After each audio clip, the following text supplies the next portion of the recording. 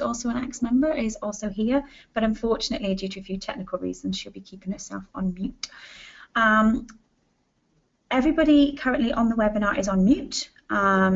However, and will be kept on mute throughout the presentation. However, if you want to ask a question, you can either click the little hand on your screen, on your panel, or you can write a question in the chat bar down the bottom, and Rhiannon will check that periodically. And she'll let me know, and if there are any questions, we can stop and answer them. So please just ask a question at any point throughout the webinar. Just as a courtesy to let you know as well that we will be recording the webinar, and we will make a copy of it available online after the webinar has finished. So we'll move on straight away then.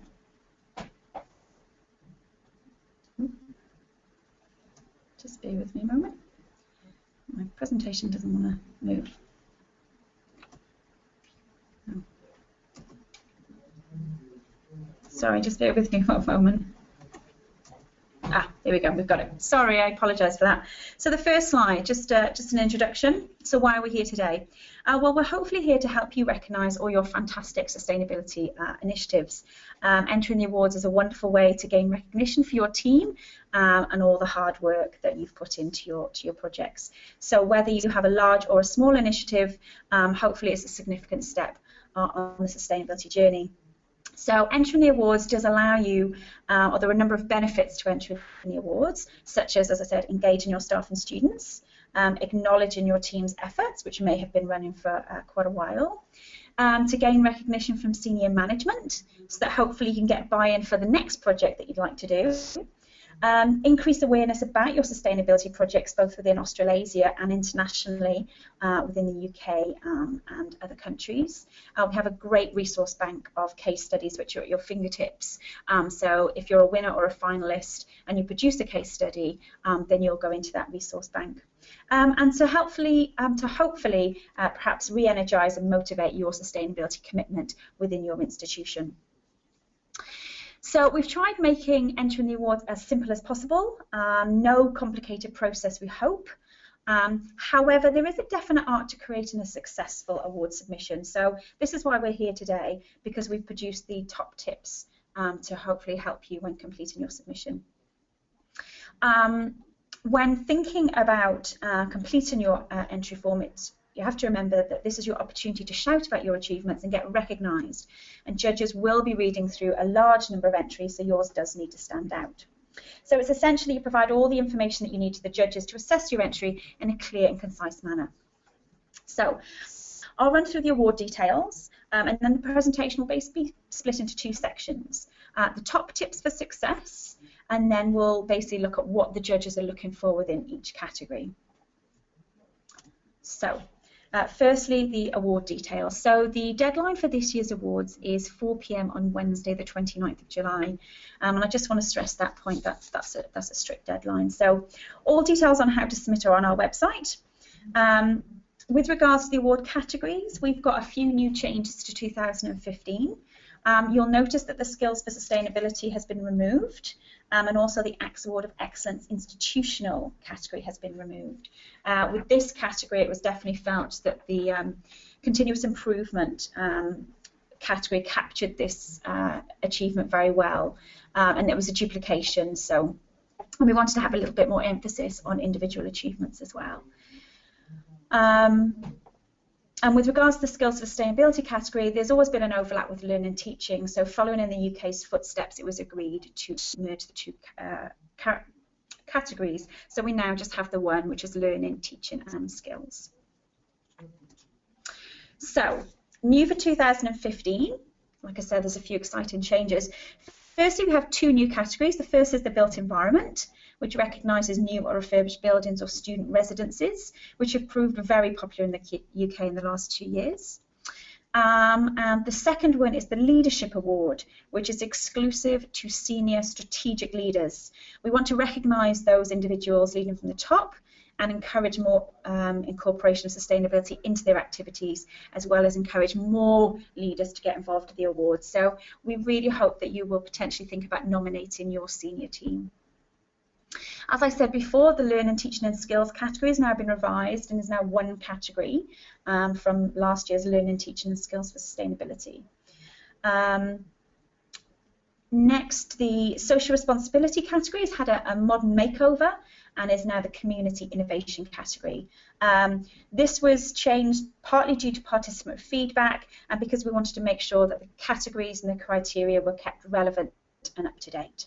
The criteria for this category, or the emphasis on this category, is more or less the same.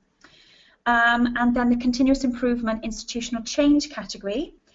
Now you have a better chance of success because within this category, judges now have the discretion to award up to 2 winners. So judges can award a small and a large institutional winner if the quality of entries is high enough. This is by no means mandatory.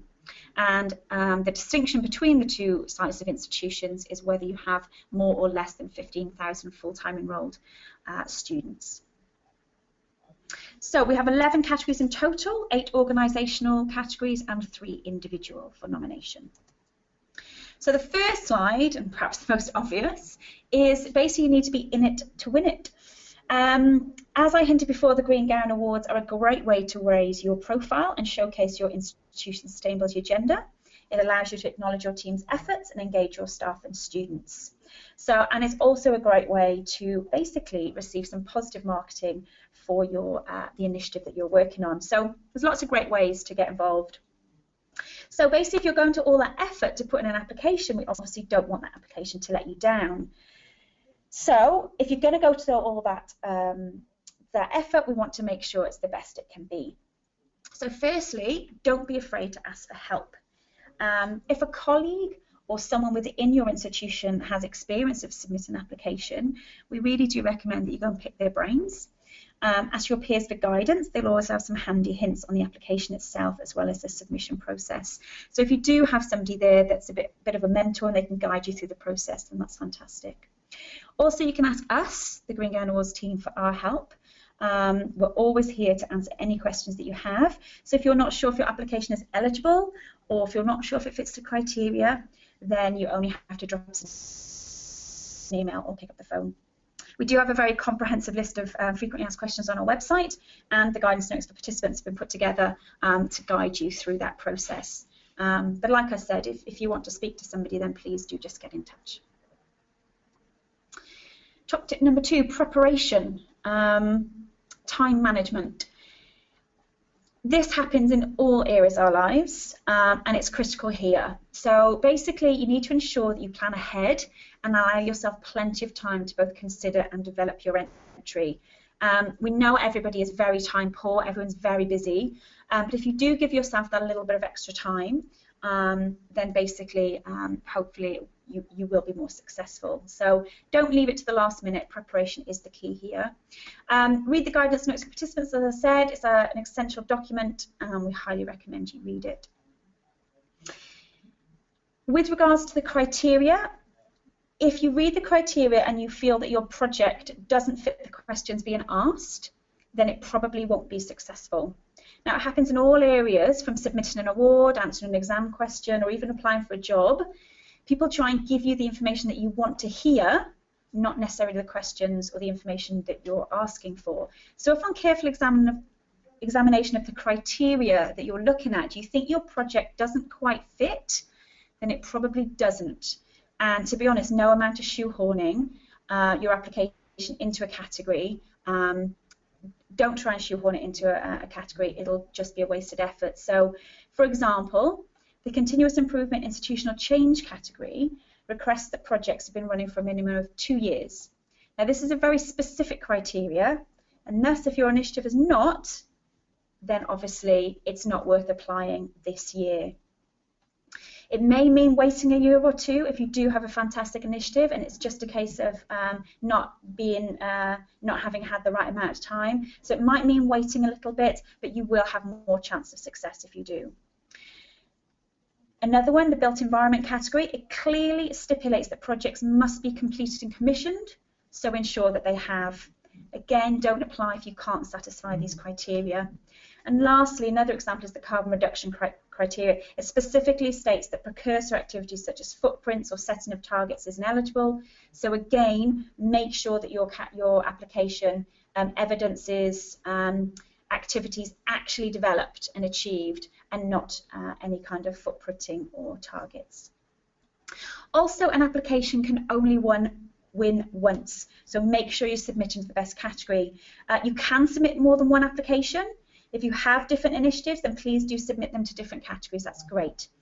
However, if you have an initiative that you feel fits more than one category, then you are eligible to submit under both categories, or even more categories if it may be. However, we really do encourage you to ensure that you adapt each application to fit the specific criteria for that category to ensure it has the best chance of success. So, for example, if you have a student residences project that fits into the built environment, there may also be a student element, so therefore it may also fit under the student engagement. Like I said, we do encourage you to make sure that you amend your applications to make sure that the emphasis of both of those is correct for that category. We do discourage you from submitting exactly the same application under multiple categories because this means you haven't necessarily addressed the criteria correctly. However, if you still want to do that then that's absolutely fine, and we will accept that. So the last thing on this one is don't leave submitting your application online until the last minute. Sometimes there are a few IT or internet issues, and this can sometimes leave people panicking. So the submission process often takes a little bit longer than you think, and a submission cannot be saved partway through, so you do have to complete the process. So if the system is heavily overloaded in the last few hours, then there could be an issue, but hopefully there won't be. But we just encourage you to try and ensure you submit at least an hour or two before the deadline if you can. Okay, so top tip number 3, to think about your audience. Consider who will be reading your entry. The judging panel is made up of a cross-section of industry experts from the tertiary education sector and industry. So imagine you're one of those judges. What would you like to see? May seem pretty obvious, but the first thing that we say is to make sure you have a catchy title. Like I say, a small point, but it's highly worth it. Those with a catchy title always stand out. And when judges are thinking back over applications at assessment time, they will think about those ones that do have that catchy title. Also remember that that title will be used for all promotional activities, such as in the winner's brochure and any promotional activity afterwards, so you do want your initiative to stick in people's minds. Next, keep your answers clear, concise and structured. The best applications are those that deliver their information in a structured way and provide easy to find evidence to back up claims made. Judges often refer to figures and statistics and innovative statements when they're in that judging call, deciding who are the winners. Things like, is this the first of its kind? It's the only one in New South Wales.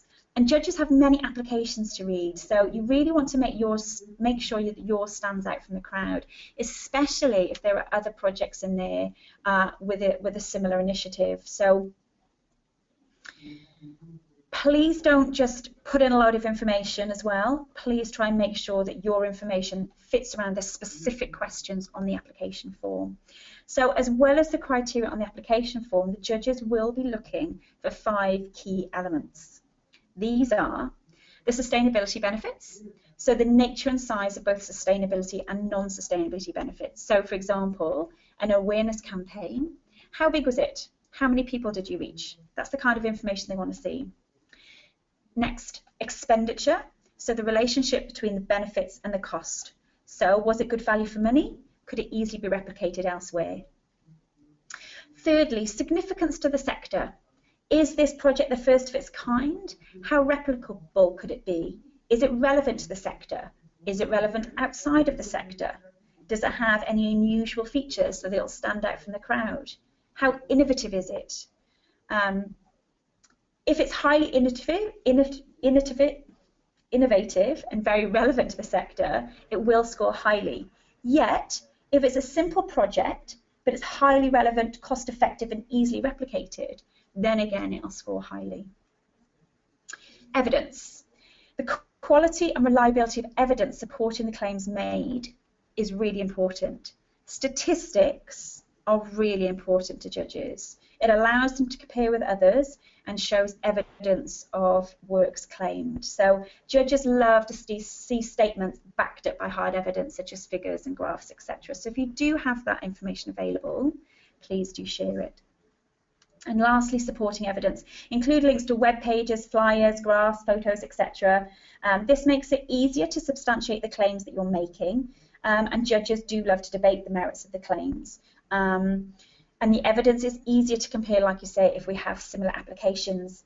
However, please do ensure that this information is for support only and does not take the place of necessary information. Make sure that that information is definitely within the body of your text. The links that you do provide, there's no guarantee that the judges will view them, but we still recommend you put them in, but just make sure that they're there as evidence only. So the biggest factor for judges is the scale of impact. The greater the reach, the depth and the breadth of an application, often the better it does. So judges like to reward those initiatives that are highly replicable and can be disseminated in other institutions. So, and lastly, do your research, learn from others. We do have a whole resource bank there of best practice case studies from previous years for both UK and Australasia. So please do take a look at those videos. They're well worth having a look. Next one, keep it simple. Focus on what the judges are actually asking for in the category criteria. So the simple thing here is make sure you answer the questions. Again, this is a really big tip, but it's quite simple. Keep it clear, concise, and simple. Do not give loads of information that you think is relevant. Make sure that the information that you include is relevant. The judges have a lot of applications to go through, and they want the information to jump out at them. So as I said before, give lots of evidence and examples, make sure they back up the claims that you've made, and don't speculate. Only include the things that you've actually done. It's pretty obvious in an application if just a bold statement is made. If a bold statement is made, judges do like to see some evidence to back that up. Use headings, use bullet points, and use short paragraphs. Make your application look good so that the judges want to read on. Sometimes if they've got a lot of applications to look for, their enthusiasm might be waning. So if they come to an application that's really structured well, and it flows well, and it looks good, they'll be much more likely to review that well. So the visual aesthetics of an application are quite crucial. And also if they're good visuals, it enables them to go back to the application easy within the actual judging call. Saying all that, please make sure your application stays within the page limit. We've removed any word counts this year because participants found this quite restrictive, but we do need participants to stick to the page limits. Like I said, judges only have a limited time to review all applications, so they need it to be concise and timely. So all categories have a maximum of 6 pages, apart from the continuous improvement category, which has 7. I've been asked this tip before, can we remove the instructions from the front and the back of the application form if needs be for more room? And yes, you can if necessary. Okay. And the top tip number 5, be clear about your achievements. So what we want you to do is to shout loud and clear about your achievements. This is no time to be a wallflower. Make sure that your entry highlights the things you've actually achieved. As it was clear in the last slide, don't hide your achievements and unnecessary information. Make sure that your information stands out. So prove that you're the best, and prove that by backing up your claims with evidence. As I said to you before, judges are looking for a number of things within the application, and they're looking for things such as proof of innovation. Has this project had a positive impact on stakeholders? What's the return for investment? What's been the strategic success of this project? Has it been outperforming in the sector? What's the customer focus? What's the leadership like? Where's the leadership coming from? Is there any leadership? And obviously the social responsibility aspect. And as I said before, breadth and scope of the initiative to help with how replicable is the initiative. Judges won't know these things, but these are the things they're going to be looking for. If you can sort of make these claims or draw them in this direction, then that's fantastic. And the other thing is use real figures which you can substantiate. As I've said before, statistical evidence is one of the most important factors in all successful award submissions. If judges see figures, see facts and figures and statistics, not only are they likely to remember them on reviewing that application, but they also stand as evidence to back up the claims that you've made.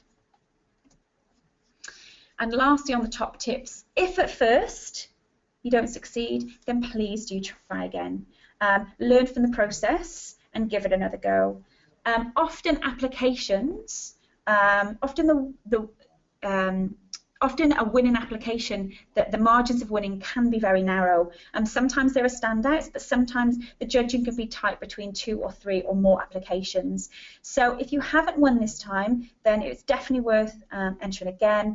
The judges do take a lot of time to give feedback within this process, specifically dedicated towards your application. So if you aren't successful, then do heed what the judges are saying, because they're doing it to try and help you and to make sure that your application is the best it can be. And lastly, as I said before, we're here to help. We do have, like I say, some frequently asked questions, and we have a comprehensive guidance notes for participants, so please do look at those. And as I said again, if not, then please do give us a call or an email. So we're just moving on then to basically what the judges want and the criteria within the categories. A few years ago, the UK and Australia and the other countries got together because we wanted to try and tie together some generic criteria that was relevant across most or all of the categories. So we're trying to highlight where some of the strong generic criteria and the things that can help you to make your application a success. So first of all, as I said before, make sure you demonstrate the impact of any measures taken. And the scale of impact, as I said, will often be a deciding factor between similar applications. So make sure you highlight this to the best of your ability. And this is especially prevalent in the international categories, as this will be one of the deciding factors for the judges. So provide clear quantitative evidence or data to back up your claims made. Again, one of the biggest downfalls for applications is unsubstantiated statements. So making vague statements and not giving any evidence or data to back up claims, then this is difficult for the judges. So again, if you can do that, that's great. If you're submitting to the carbon reduction, the built environment, or the facilities and services categories, we do encourage you to please include your overall tonnes of CO2 saved or appropriate carbon metrics. It's really important that if you do submit into one of the, especially the carbon reduction category, that you do include some metrics. Provide industry norm versus over and above requirements. So again, if you can show that your project has gone above and beyond what is legally required of you, then you will definitely be more successful. Document mature projects which have been evaluated and monitored. This is especially prevalent within the built environment category, where it shows that buildings must be completed and the date of completion included. Number 6, explain clearly how the project includes academic staff or professional sector staff or students, and include numbers of students involved or staff involved and what their impact or their role has been. And lastly, if it's a joint partnership or third parties are included, then make sure you do provide, just briefly, all the roles of the parties that are included. So the category criteria for number 1, best newcomer, what do the judges want to see? This is one of the biggest things I get asked when people are asking questions is, does my project fit the criteria? Well, without knowing your project in detail, it's quite difficult to let you know whether it fits. I do say to people, your gut instinct will tell you. If you can essentially answer yes to all or most of the criteria, then I suspect it fits. However, if not, then it probably doesn't. And then you have to reevaluate whether you potentially will submit for that category. And it is obvious to the judges from the start, especially when comparing initiatives. So it's great to make sure that we know that our project fits from the start. So the best newcomer, this was new in 2014. It proved very popular. Basically, it's an easy way for those institutions at the start of their sustainability journey, or small institutions that perhaps are not advanced on their sustainability journey, to get involved with the awards. However, there is no restriction on size. Any sized institution can submit for this particular category. The only eligibility criteria is that any institution cannot have been a finalist in any category in any previous awards. So if you've submitted to the awards but you've never been a finalist, then you are still eligible to submit to this category. If, however, you have submitted before and been a finalist in any other category, then you're not eligible for this particular category. As I said, the aim is to recognise those institutions either at the start of the sustainability journey or those that haven't been recognised before. So any topic is eligible, and it wants to show achievements that have been successful in a relatively short space of time and potentially with a stricter budget. So something with a quick win. And we'd like to see that these applications have commitment from senior management and go beyond legal compliance. So our winner last year was the University of Canberra. Their initiative was very innovative and based on their sustainable procurement achievements, which has significant sustainability benefits for the institution holistically and impacted multiple faculties. So next slide, the built environment. This one is actually new for 2015. This category recognises new or refurbished buildings or student residences in tertiary education, which have good energy and environmental performance. Judges want to see, as a result, judges want to see how those buildings have actually performed and not just what they were designed to achieve. So here, performance data must be included. Ideally, a post-occupancy evaluation to identify any problems and where areas of improvement have been made. Ideally, judges would like to see that as well. And here it's very important that you include your statistical data using any metric units that you have. Applications from refurbished buildings are especially welcomed in this category, mainly due to the difficulties of achieving similar levels of energy performance compared to new builds.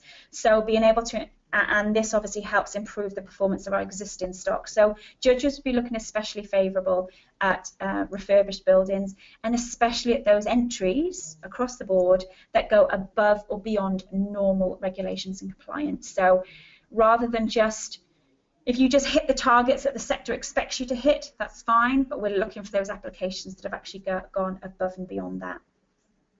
And as I said before, judges would also like to see, if you've got it, any data on any carbon reduction if possible. However, if you don't have any data on this, it's not central or critical to the application. We just encourage you to include it if you do have it. But if you don't, then it's not a problem. And just the eligibility on this one is that projects must be completed and commissioned with the date of completion included in the application form. If you haven't completed or you don't have that date, then the application will be ineligible, so make sure you include that. Okay, next category, category number 3, carbon reduction. So this category is about recognising the significant reduction in the carbon footprint of an institution. So it can be for a whole host of activities such as waste, transport, energy efficiency, etc. The only eligibility in this one, if you like, is that no precursor activities such as footprinting or the setting of targets are eligible. Applications must provide quantitative evidence on the nature of improvements made in relation to carbon activities. So it's really important you do provide metrics on how much CO2 you've saved. We have had applications submitted in the past that have given no metric measurements whatsoever, and unfortunately it's very hard for the judges to then actually compare those applications. So if you obviously providing your evidence, make sure you include not only the overall amount of CO2 saved, but also try and use those figures to say how much carbon savings have been made relative to the output or activity, such as your CO2 per student or CO2 per staff member or your dollars in dollar value. So these applications must show evidence to back up claims made. So last year's best practice case study, or last year's winner, was the University of the Sunshine Coast, who submitted an application called Total Waste Management. They included significant evidence of savings in their CO2 metrics, and they just proved that they had the benefits of the initiative and the impact across the campus in those areas. Okay, community innovation. Now, this particular category was formerly the social responsibility category. It's obviously had a name change. And as I said before, this was mainly due to make sure that we modernised the category and made sure that it was relevant. The criteria are mainly the same. It's just had the formal addition of disabilities included in it. So this category aims to recognise initiatives which create significant benefits for local communities, disadvantaged groups, and or society as a whole in either Australasia or developing countries. So initiatives can focus on specific initiatives, but also includes institutions working in multi-partner activities, and this is really favoured, such as community development or urban regeneration. Also within this category, judges will especially looking for scale of impact. Judges will be looking for projects that can demonstrate proactive community and social concerns, and institutions that take it that one step further out of the institution's remit above business as usual. So they're really looking for applications that, like I say, that have multi-partner activities and can really show strength across the community and the institution. So our 2014 winner was the University of Western Sydney with their Youth Eco Summit. This project was multifaceted. It had a huge scale of impact and worked with many, many other partners on the project, educating young people about sustainability across the world. So that was great. Category number 5, continuous improvement, institutional change. So this category has seen a bit of a makeover this year. This category is looking at sustained and successful activities on a holistic level over a number of years. Now, where the changes happen this year is you need to make sure that you address multiple activities at an institutional level. So this is the key here. So institutions here cannot just address one area of sustainability on campus. It needs to address sustainability across the campus holistically. So now all applications need to address 4 key areas, which are mainly based on the 4 life themes that ACT's involved with. So the 4 themes are leadership and governance, facilities and operations, learning, teaching and research, and partnerships and engagement. So as I said before, each applicant must address all 4 themes to have a chance of success. So focusing on a single area or 2 areas is not sufficient. Judges will want to see evidence of improvement in all 4 areas. So like I say, you need to include examples of how you've addressed the curriculum, operations, student groups, the community, and this could include behaviour change via leadership, at all levels, especially high commitment, and through strategic planning and management planning. So applications must show evidence on the nature of the improvements made, and it needs to provide tangible evidence of high-level commitment. Like I said, because we're looking at institutional change here, judges need to be aware that this change has been embedded at a strategic level, at a higher level, and is working its way down. So also to be eligible, like I said, initiatives must have been running for at least 2 years. Again, if they're not, then you need to think about potentially waiting until that eligibility has been fulfilled. And also, as said, new for this year is the ability for the judges now to have the discretion to award up to 2 winners if they deem it necessary, and that can be a small and large institutional winner. So our best practice case study from last year, our 2014 winner was RMIT University. They're shaping sustainable cities. And basically the reason why this was successful because it addressed all 4 key areas. It had a very strong holistic approach, especially with regards to support by senior management. And it clearly documented that support by senior management and how those improvements had been progressed over time. So So the next category, facilities and services. This was new in 2014. It recognises both the facility and the service excellence across an institution and how those sustainability aspects have been embedded throughout and within. Applications need to show sustainability benefits that have gone above and beyond normal practice. That's the same in most of the categories. And judges will be particularly looking for initiatives that have a win-win benefits for both the sustainability of a building and the performance of that improvement. So it could be an enhanced student experience, an improved flexibility provision, for example. Applications which reflect on new approaches, innovation and efficiency and student engagement will be more successful. So make sure you include that quantitative data that we're looking for. The key thing here is that you need to demonstrate the link between the operational improvement of a facility and the enhanced social benefit that goes with that operational improvement. So applications can address a whole host of different things, from biodiversity, catering, ICT, laboratories, libraries, procurement, shops, sporting facilities, student residences, transport, etc. The list is never ending, really.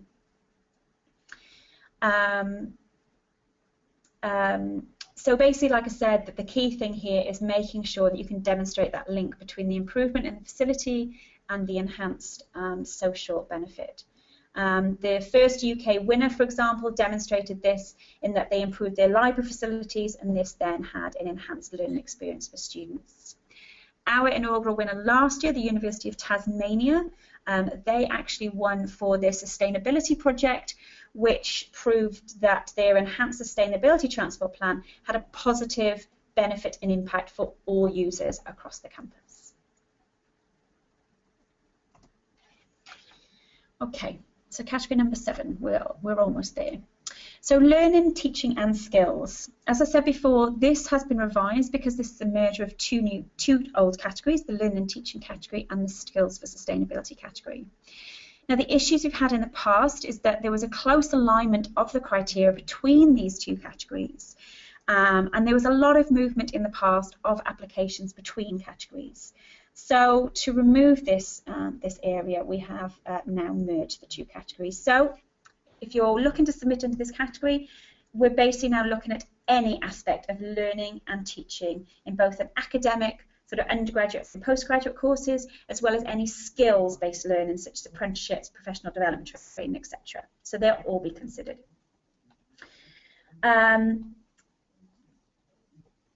Examples include things like embedding sustainability into existing courses, especially those non-traditionally related to sustainability, such as accounting and business and architecture and fashion, etc. Or you could be looking at new courses focused on sustainability, such as a foundation course delivered across all disciplines, or, for example, a climate change degree. Also, practical activities in courses. So, for example, including work-based learning initiatives or assessment modules, such as in fashion, for example, if you're looking at sourcing ethical materials or the upcycling of old fabrics, for example. Or you could be demonstrating energy efficiency within an accounting course to show how this can save money from a financial perspective. So we're looking at all sorts of different skills you can learn within courses, whether they be sustainability focused or not. So other things such as training for apprenticeships. So you could be looking at a building course that's focused on renewable energy, such as solar, or looking at eco-building options rather than just traditional methods. And any type of professional development training for individuals and skills-focused courses leading to professional or vocational qualifications are relevant. So,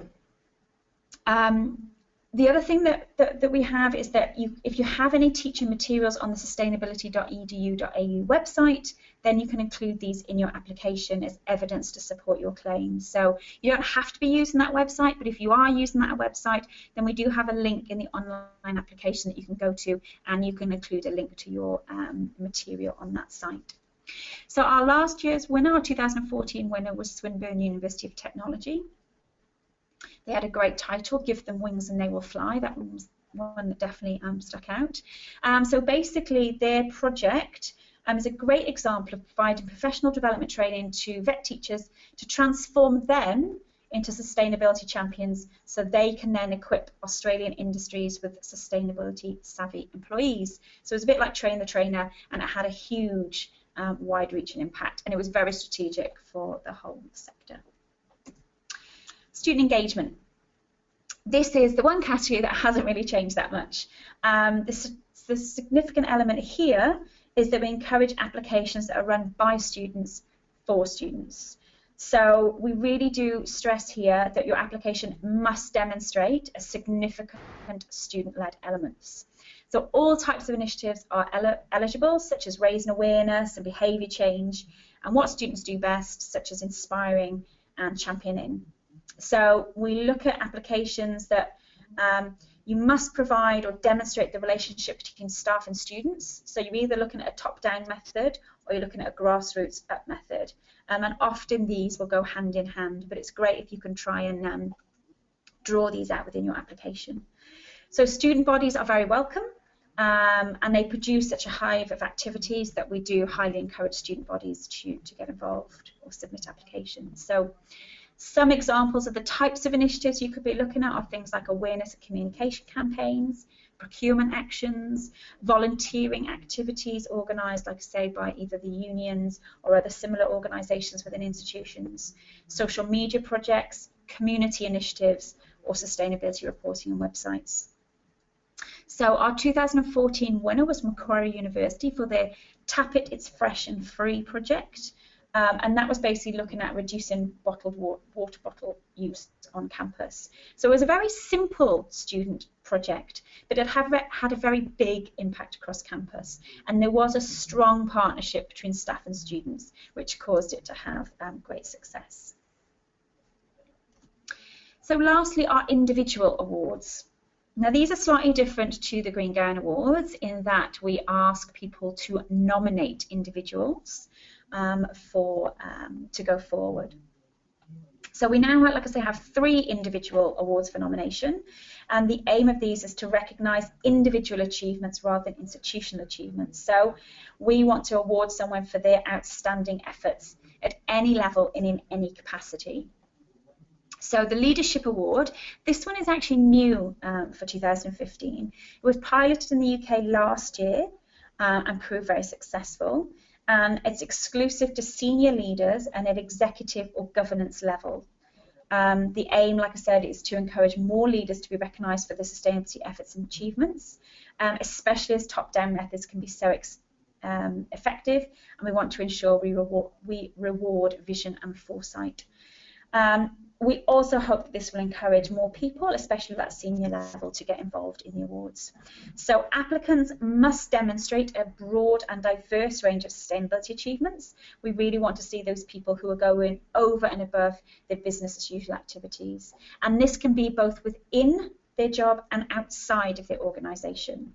And this is key. We really do want to see applicants who are delivering things on a large scale. So the eligibility here is that any person nominated, they do not have to be an ACS member. Any individual within any tertiary education institution in Australasia is eligible to enter these awards. And the other eligibility criteria is that individuals can complete the applications themselves, and we do encourage them to do that because obviously they can give a bit more depth behind the application, but they cannot submit the application themselves. They do have to be nominated by a colleague or peer. So we'd really love it if you were to nominate your VC or your senior leader or your chair of your sustainability committee, especially as this is the inaugural award this year. So the last 2 individual awards, the ACS Awards of Excellence. So there are 2 individual awards here, one for staff and one for students.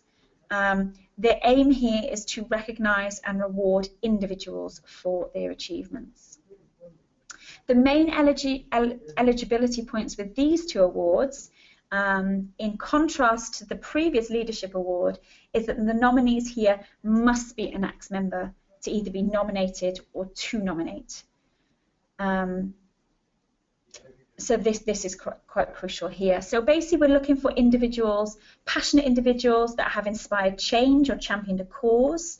Like any of the categories though, we're looking for applications where the nominees have undertaken multiple initiatives and can demonstrate they've gone above and beyond business as usual. So that may be whether they're on a course or as a staff member, if they're undertaking activities outside of their immediate remit, so within the organisation or even outside of the organisation. So as I said before, we're looking for those that can demonstrate a broad and diverse range of sustainability achievements. And we're looking for people who have basically can show really good leadership or really championing a cause or engaging and inspiring others. As I said before, individuals cannot nominate themselves. They can complete the application form, as I said, and we do try and encourage that as they can give a more detailed application. However, their application must be submitted or nominated by a colleague or a peer or a manager. And unlike last year or previous years, where the shortlist was then decided by a vote, this year all individual awards will be decided by a panel of independent judges. These categories are probably the most underrepresented categories, as we're asking individuals to nominate others, but this is such a significant category to really recognise individuals that are championing hard, so we really want to encourage you to make a nomination and encourage all your colleagues to do the same. So in summary, I'd just like to finish by summarising a few key points that I think are critical. So the first one is to address the criteria. I can't stress this enough. If you think your project doesn't fit, it probably doesn't. So you really need to make sure that your project fits the criteria. And if it does fit the criteria, please do address it. That is what the judges are going to be looking for. So make sure your application is clear, concise, and simple. Do not give loads of information that is not relevant. Just because you think it might be. The judges have a lot of applications to go through and they want the information to jump out at them. Make sure you provide lots of evidence and use of good examples. As I said before, don't speculate, only include the things that you've done. Provide clear quantitative data and use metrics wherever is possible. Like I said, you can give links to things in the body of the text, but just don't overwhelm the judges. Make sure that any evidence is there just to back up your claims made, and make sure that your application stays within the word limit. Make sure that, like I say, you have a catchy title. This will stand out with the judges and will be good for all media promotion if you are successful. Ensure you submit a clear, concise and well-structured application. And lastly, make sure you actually impress the judges. Give them what they want. Like I said, judges are looking for those applications that have the biggest reach and scope, and thus those that can be, easily replicated. So I've got two examples here. One's the 2012 winner, the Student Initiatives winner, the University of Technology with their Bluebird Brekkie Bar, and the other one is last year's winner, the RMIT University. So the 2012 winner, the University of Technology Sydney, their Bluebird Brekkie Bar, this application was a really good example. It was clear, it was concise and well structured. It provided structured headings in each section, answering the questions. It also provided evidence and reliable data and statistics. It had a quirky title, so therefore it stood out. And because it was in the Student Initiatives category, it was evident that it was run by students for students. It was pretty innovative, and yet it was highly replicable, so it had the potential to have really big impact and scope.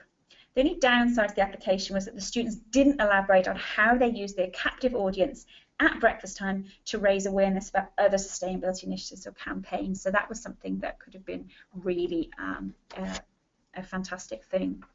And then the 2014 winner, RMIT, they won last year's Continuous Improvement Institutional Change category.